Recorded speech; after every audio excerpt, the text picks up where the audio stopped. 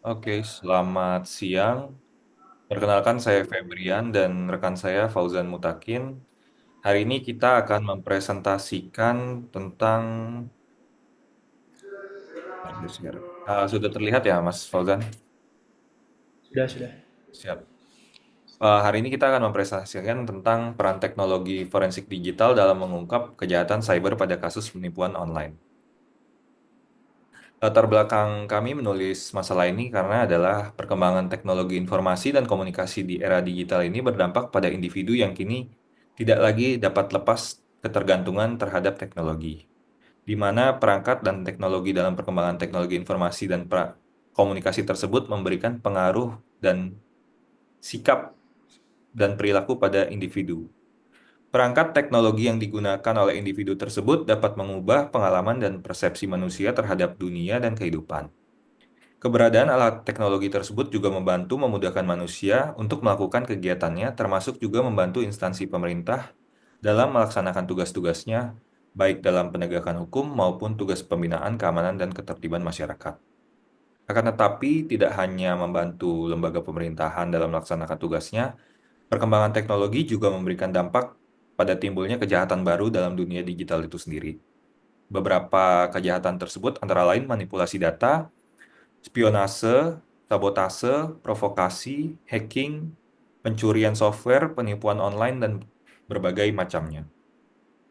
Dampak negatif dari perkembangan teknologi itu misalnya adalah bentuk tindak kejahatan dalam bidang teknologi informasi, seperti perusakan sistem informasi pihak tertentu atau pencurian data dari sistem informasi pihak lain. Lalu kejahatan cyber merupakan keseluruhan bentuk tindak kejahatan yang ditunjukkan terhadap komputer, jaringan komputer, dan para penggunanya, dan bentuk-bentuk kejahatan tradisional yang menggunakan atau dengan bantuan komputer. Terdapat banyak bentuk kejahatan dalam dunia cyber, misalnya kejahatan umum yang dilakukan dengan memanfaatkan teknologi seperti penipuan online, penipuan kartu kredit, penipuan bursa, penipuan perbankan, perdagangan narkoba, pornografi anak, hingga terorisme. Terdapat juga kejahatan lain yang menjadikan teknologi informasi sebagai sasarannya, seperti penyebaran virus melalui hacking, spamming, infringement of privacy, phishing, dan atau sejenisnya. Menurut data BSSN, total ada 714.170.967 anomali traffic atau serangan cyber yang terjadi di sepanjang 2022. Jenis serangan cyber yang banyak ditemukan oleh BSSN didominasi oleh serangan ransomware atau serangan malware yang berujung meminta tebusan pada pemilik data. Setelah ransomware, ada juga serangan cyber yang menggunakan metode phishing dan eksploitasi kerentanan.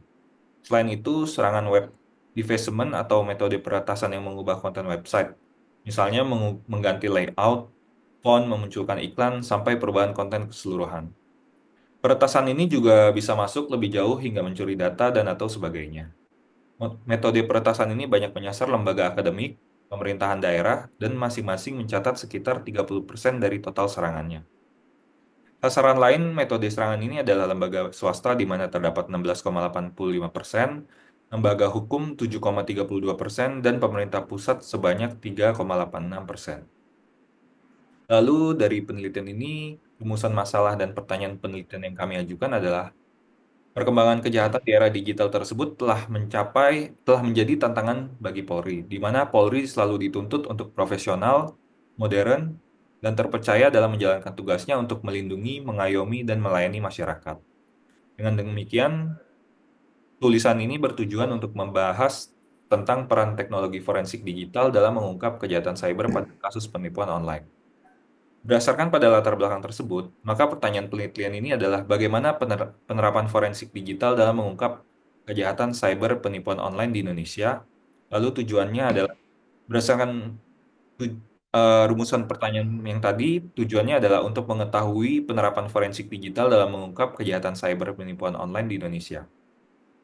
Kerangka teori dan kerangka teori dan konsep. Yang pertama, forensik digital. Forensik digital adalah penggunaan teknik analisis dan investigasi untuk mengidentifikasi, mengumpulkan, memeriksa, dan menyimpan bukti atau informasi yang disimpan atau dikodekan pada suatu komputer atau media penyimpanan digital sebagai bukti dalam kasus tindak pidana yang sah.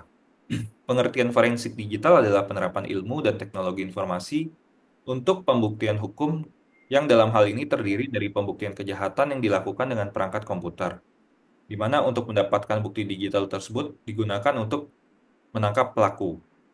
Digital forensik merupakan ilmu penerapan pengetahuan di bidang komputer yang dalam hal pembuktiannya di bidang hukum guna membuktikan kejahatan dengan smartphone dan atau kejahatan komputer secara ilmiah, maka bukti-bukti digital itu dapat digunakan untuk menghukum pelaku kejahatan.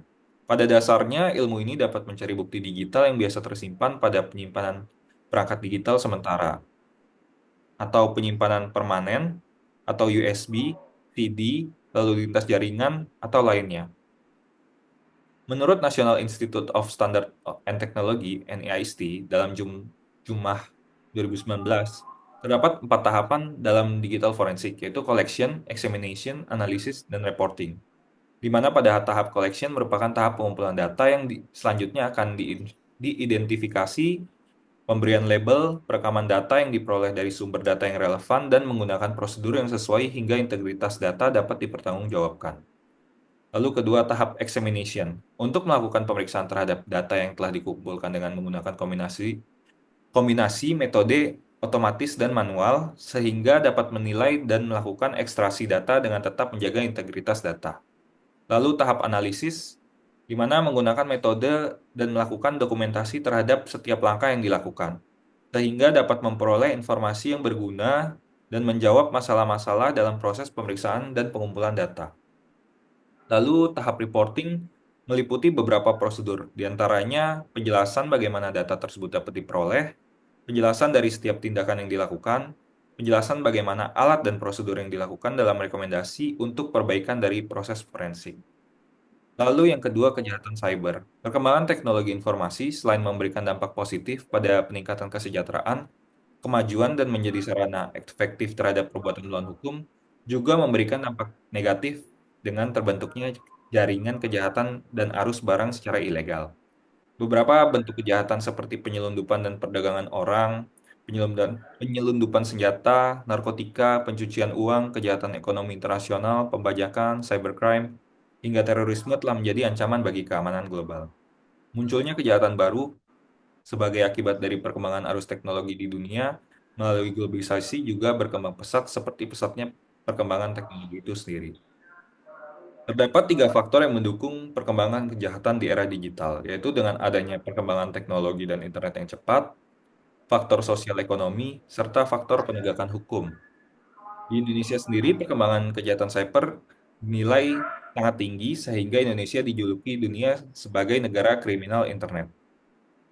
Kejahatan yang berkaitan dengan teknologi informasi ini dibagi menjadi 2, yaitu kejahatan dengan tujuan untuk merusak atau menyerang sistem jaringan komputer, serta kejahatan yang menggunakan komputer atau internet sebagai alat bantu untuk melancarkan kejahatan.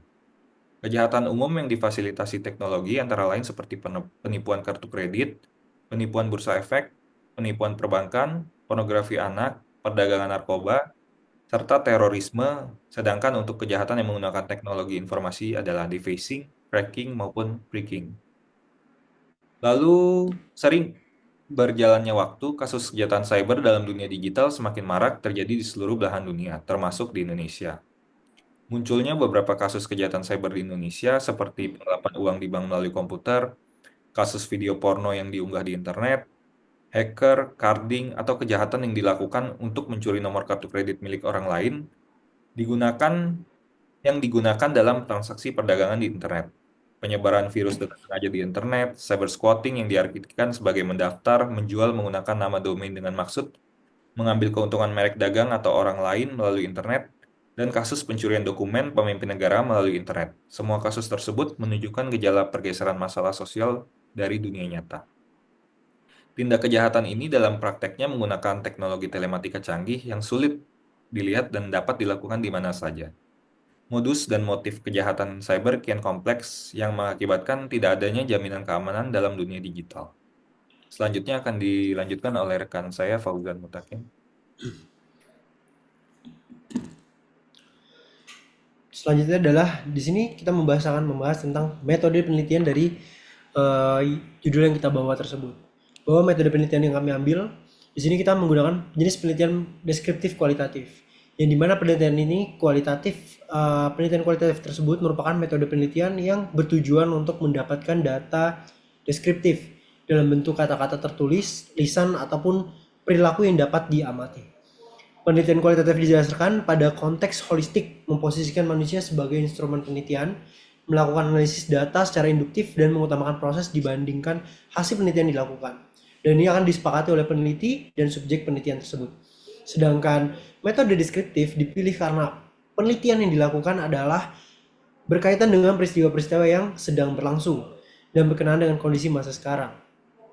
Metode ini cocok dalam penelitian ini karena penelitian ini berusaha mengidentifikasi peran teknologi forensik digital dalam mengungkap kejahatan cyber pada kasus penipuan online di Indonesia. Selanjutnya, dari hasil penelitian tersebut dan adanya pembahasan, proses penyelesaian tindak pidana penipuan online dengan penipuan konvensional itu dua hal yang berbeda, di mana hal ini membedakan antara alat bukti dan proses pembuktiannya. Di mana yang satu adalah alat bukti elektronik diatur dalam pasal 5 Undang-Undang Nomor 11 Tahun 2008 tentang informasi dan transaksi elektronik, dan juga adanya perlunya penerapan alat bukti yang sangat erat kaitannya dengan pembuktian yang sebenarnya telah dimulai ketika saat tahap penyidikan, bukan dimulai pada tahap penuntutan maupun persidangan. Dalam penyidikan tersebut, penyidik akan mencari pemenuhan unsur pidana berdasarkan alat bukti yang telah diatur di undang-undang. Pada tahap penuntutan dan persidangan, kesesuaian dan hubungan antara alat bukti tersebut dapat memenuhkan unsur pidananya akan diuji. Dan dalam rangka penegakan hukum sesuai dengan sistem peradilan pidana Polri, bertugas melakukan penyidikan tindak pidana dilaksanakan oleh penyidik pada Satuan Reserse Kriminal. Selanjutnya, hasil penelitian tersebut dalam investigasi forensik digital kasus kejahatan cyber penipuan online terdapat sejumlah prinsip dasar digital forensik dalam investigasi. Prinsip pertama yaitu adalah penegakan hukum dilarang mengubah bukti digital yang tersimpan dalam media penyimpanan elektronik dan akan dibawa ke proses persidangan. Hal ini dilakukan untuk menjaga agar informasi yang terdapat dalam bukti digital tersebut tetap terjaga keutuhannya ataupun ke status quo-nya dan tidak dapat diubah dan bisa dipertanggungjawabkan di pengadilan. Barang bukti digital tersebut juga memiliki sifat volatil sehingga mudah hilang ataupun rusak. Untuk mencegah hal tersebut, maka dilakukan proses penanganan barang bukti digital melalui penerapan prinsip chain of custody. Prinsip dasar yang kedua, penyidik akan melakukan investigasi terhadap barang bukti digital harus memiliki keahlian ataupun kompetensi yang jelas dalam mengamankannya, juga menjelaskan relevansi dan implikasi antara dari tindakan-tindakan yang dilakukan selama pemeriksaan. Dan dalam bidang digital forensik, kompetensi yang kalian menjadi hal utama karena dengan adanya kompetensi tersebut, tindakan investigasi dapat dijelaskan dan dipertanggungjawabkan di lain waktu. Next. Prinsip dasar yang ketiga, pemeriksaan bukti digital itu harus ada catatan teknisnya yang jelas dan langkah-langkah yang diterapkan sehingga ketika barang bukti diperiksa oleh pihak ketiga akan mendapatkan hasil yang sama dengan hasil yang telah dilakukan oleh investigator ataupun penyidik sebelumnya. Ketika melakukan pemeriksaan juga harus sesuai dengan prosedur, serta barang bukti yang digital yang telah diperiksa siap untuk diperiksa kembali oleh pihak ketiga ataupun pihak yang berindependen terhadap hal tersebut. Tidak menutup kemungkinan bahwa majelis hakim dalam persidangan dapat meminta pihak ketiga untuk melakukan pemeriksaan ulang terhadap barang tersebut. Dalam prinsip dasar keempat, pemeriksaan bukti digital investigator harus dapat memastikan bahwa proses investigasi maupun pemeriksaan barang bukti sesuai dengan hukum dan prinsip-prinsip dasar sebelumnya. Hal ini dilakukan agar hasil pemeriksaan dan analisa terhadap media penyimpanan barang bukti elektronik berupa data-data digital tidak bertentangan dengan hukum positif yang berlaku sehingga dapat diterima secara teknis dan hukum oleh majelis hukum hakim di persidangan. Next. Hasil penelitian dan pembahasan selanjutnya adalah dalam digital forensik dikenal dua jenis barang bukti, yaitu barang bukti elektronik dan juga barang bukti digital. Dua hal ini berbeda, yang dimana barang bukti bersifat fisik dan dapat dikenali secara visual, sedangkan barang bukti digital itu berasal dari ekstraksi dari barang bukti elektronik. Di sini dimaksudkan itu seperti aplikasi ataupun segala macam hal yang ada di barang bukti elektronik tersebut yang berada di dalam berupa sistem ataupun software. Di sini kita harus mengamankan bukti. Proses pertama yang dilakukan ketika suatu kejahatan dicurigai itu berlanjut setelah pemeriksaan selesai. Jika persidangan gugatan perdata atau sidang disipliner telah berakhir, bukti harus tetap aman jika ada banding ataupun proses hukum lainnya yang berlanjut. Karena itu tanggal retensi harus ditetapkan untuk semua peralatan dan data yang disimpan. Jika data dan peralatan akan digunakan sebagai bentuk maka sebagai bukti, maka perlu memastikan bahwa integritas tidak terganggu. Pelestarian data melibatkan praktik-praktik yang melindungi data dan peralatan dari bahaya sehingga bukti asli disimpan dalam keadaan sedekat mungkin dengan saat pertama kali diperoleh. Jika data hilang, diubah ataupun rusak, ada kemungkinan tidak dapat menyebutkan ataupun bersaksi di pengadilan nantinya. Next. Kesimpulan dan saran dari penelitian ini bahwa dalam investigasi digital forensik, kasus penipuan online terdapat sejumlah prinsip-prinsip dasar digital forensik dalam melakukan investigasi. Prinsip pertama adalah penegakan hukum dilarang mengubah bukti digital dalam media penyimpanan elektronik yang akan dibawa dalam proses persidangan. Prinsip kedua adalah penyidik harus memiliki keahlian ataupun kompetensi yang sesuai selama melakukan tindakan pemeriksaan. Prinsip ketiga adalah pemeriksaan bukti digital harus memiliki catatan teknis dan praktis terhadap langkah-langkah ataupun SOP yang ingin dilakukan sehingga saat barang bukti diperiksa kembali oleh pihak ketiga atau pihak yang berkompeten ataupun independen dapat menunjukkan hasil yang sama. Untuk prinsip yang keempat adalah pemeriksaan bukti digital investigator harus dapat memastikan bahwa proses investigasi maupun pemeriksaan barang bukti sesuai dengan hukum dan juga prinsip dasar sebelumnya. Dari hal ini kita mendapatkan saran bahwa penerapan forensik digital pada penyidikan penipuan online harus dimaksimalkan dengan memperbaiki kualitas dan kuantitas penyidik dalam sumber daya manusianya, kemampuan, keahlian, ataupun keterampilan lainnya, sehingga ketika adanya kasus penipuan online dapat terselesaikan dengan baik tanpa kesulitan dalam penyidikannya. Selain itu, karena digital forensik belum ada peraturan khusus yang mengatur, maka sebagai langkah untuk mengisi kekosongan hukum tersebut, Polri perlu melakukan ataupun perlu membuat pedoman tersendiri melalui peraturan Kapolri yang mengatur terkait digital forensik. Next. Kami mendapatkan beberapa daftar pustaka seperti dapat yang dilihat mulai dari Cynthia E. Nadia, R. Ramadhani sampai dengan Suseno. Itu merupakan rujukan ataupun daftar pustaka yang beberapa yang kami ambil untuk sebagai dasar dari penelitian ataupun pembuatan PowerPoint dari kami. Sekian kami dari Mas Febrian Gusalim dan juga dari saya mahasiswa Fauzan Mutakin. Sekian, terima kasih.